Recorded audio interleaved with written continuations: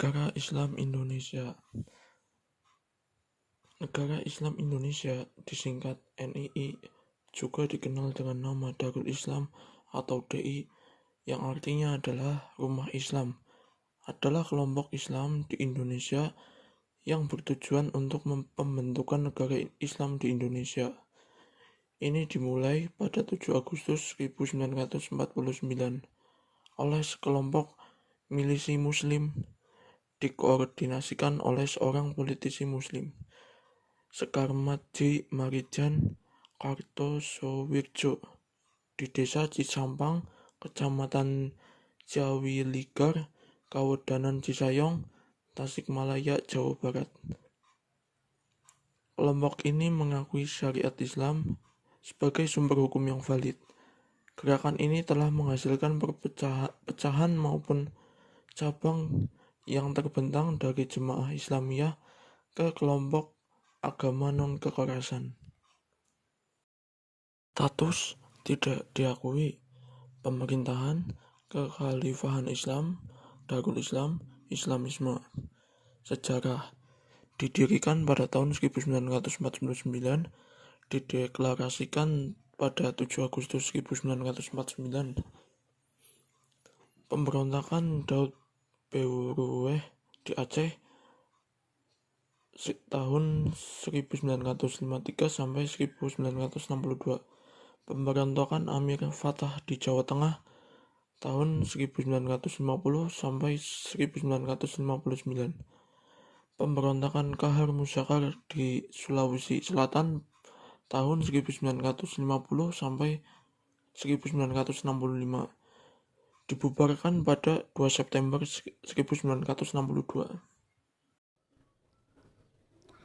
Gerakan ini bertujuan menjadikan Republik Indonesia yang saat itu baru saja diproklamasikan kemerdekaannya dan ada pada masa perang dengan tentara kerajaan Belanda sebagai negara teokrasi dengan agama Islam sebagai dasar negara. Dalam proklamasinya bahwa hukum yang berlaku dalam negara Islam Indonesia adalah hukum Islam. Lebih jelas lagi, dalam undang-undangnya dinyatakan bahwa negara berdasarkan Islam dan hukum yang tertinggi adalah Al-Quran dan Sunnah.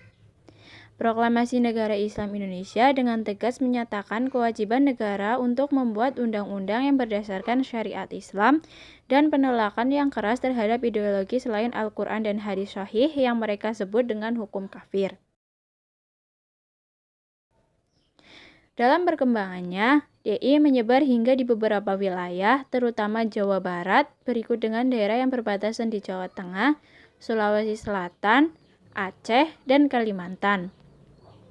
Untuk melindungi kereta api, kavaleri Kodam 6 Siliwangi atau sekarang Kodam 3 mengawal kereta api dengan panzer tak bermesin yang didorong oleh lokomotif uap D52 buatan Krupp Jerman Barat.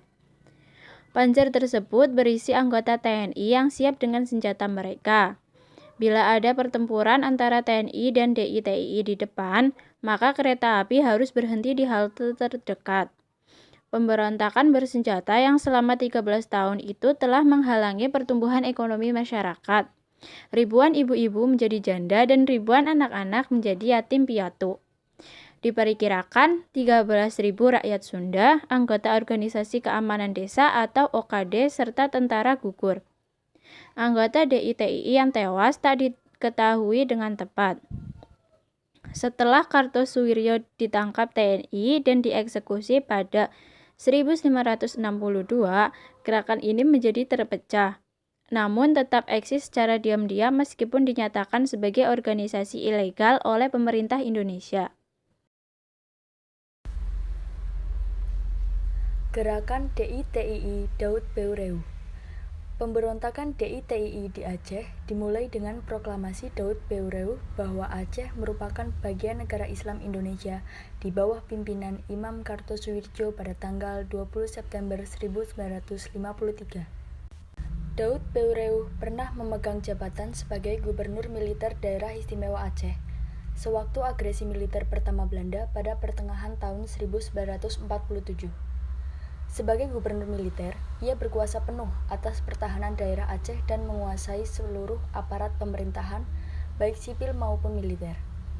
Sebagai seorang tokoh ulama dan bekas gubernur militer, Daud Beureuh bisa memperoleh pengikut. Daud Beureuh juga bisa berhasil mempengaruhi pejabat-pejabat pemerintah Aceh, khususnya di daerah Pidie.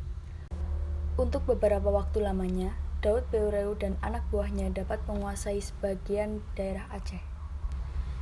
Sesudah bantuan datang dari Sumatera Utara dan Sumatera Tengah, operasi pemulihan keamanan ABRI atau TNI Polri segera dimulai. Setelah didesak dari kota-kota besar, Daud Beureuh meneruskan pemberontakannya di hutan-hutan. Penyelesaian terakhir pemberontakan Daud Beureuh ini dilakukan dengan suatu musyawarah kerukunan rakyat Aceh pada bulan Desember 1962 atas prakarsa Panglima Kodam I Iskandar Muda Kolonel Jenderal Makarawong. Gerakan DITII Ibnu Hajar. Pada bulan Oktober 1950, DITII juga tercatat melakukan pemberontakan di Kalimantan Selatan yang dipimpin oleh Ibnu Hajar.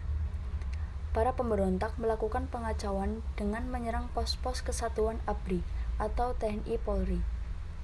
Dalam menghadapi gerombolan DITII tersebut, pemerintah pada mulanya melakukan pendekatan damai kepada Ibnu Hajar dengan diberi kesempatan untuk menyerah dan akan diterima menjadi anggota ABRI. Ibnu Hajar sempat berpura-pura menyerah, akan tetapi setelah menyerah dia kembali melarikan diri dan melakukan pemberontakan lagi, sehingga pemerintah akhirnya terpaksa menugaskan pasukan ABRI atau TNI Polri untuk menangkap Ibnu Hajar. Pada akhir tahun 1959, Ibnu Hajar beserta seluruh anggota gerombolannya tertangkap dan dihukum mati. Gerakan DI atau TNI Amir Fattah. Amir Fattah merupakan tokoh yang membidani lahirnya DI atau TNI Jawa Tengah. Semula ia bersikap setia pada RI, namun kemudian sikapnya berubah dengan mendukung gerakan DI atau TNI. Perubahan sikap tersebut disebabkan oleh beberapa alasan. Pertama, terdapat persamaan ideologi antara Amir Fattah dengan SM Kartosoewirjo, yaitu keduanya menjadi pendukung setia ideologi Islam. Kedua, Amir Fattah dan para pendukungnya menganggap bahwa aparatur pemerintah RI dan TNI yang bertugas di daerah Tegal Brebes telah terpengaruh oleh orang-orang kiri dan mengganggu perjuangan umat Islam. Ketiga, adanya pengaruh orang-orang kiri tersebut, pemerintah RI dan TNI dianggap tidak menghargai perjuangan Amir Fattah dan para pendukungnya selama itu di daerah Tegal Brebes. Bahkan kekuasaan yang telah dibinanya sebelum agresi militer II harus diserahkan kepada TNI di bawah Wong Soatmodjo. Keempat, adanya perintah penangkapan dirinya oleh Mayor Wang Soatmodjo. Hingga kini Amir Fattah dinilai sebagai pembelot baik oleh negara RI maupun umat Muslim Indonesia. Gerakan DI atau TNI Kahar Muzakkar. Pemerintah berencana membubarkan Kesatuan Gerilya Sulawesi Selatan KGSS dan anggotanya disalurkan ke masyarakat. Ternyata Kahar Muzakkar menuntut agar Kesatuan Gerilya Sulawesi Selatan dan kesatuan gerilya lainnya dimasukkan dalam satu brigade yang disebut Brigade Hasanuddin di bawah pemimpinannya. Tuntutan itu ditolak karena banyak di antara mereka yang tidak memenuhi syarat untuk dinas militer.